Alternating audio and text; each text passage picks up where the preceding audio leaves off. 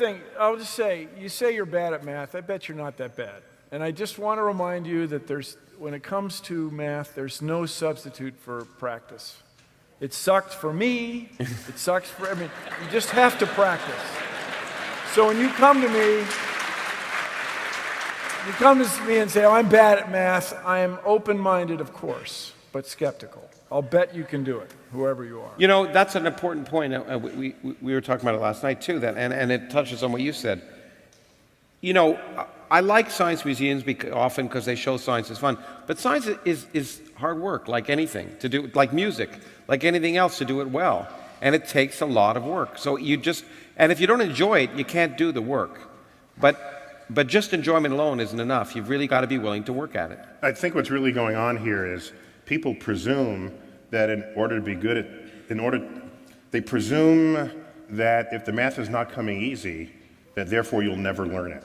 And I meant it literally, that math is the language of the universe, and it's like any other language, especially a language that does not share the Roman alphabet. So, for example, if you wanted to study Chinese, it looks completely intractable at first. It looks like Greek. Exactly.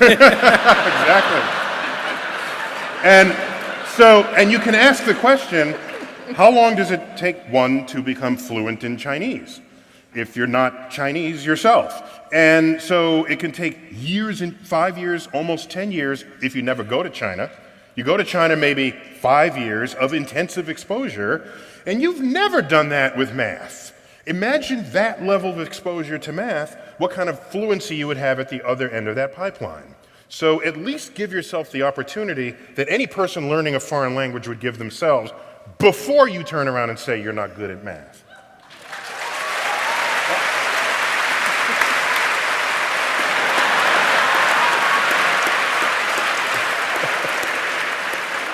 Brian, Don't get me started. yeah, you don't want to get him started. I know that from experience.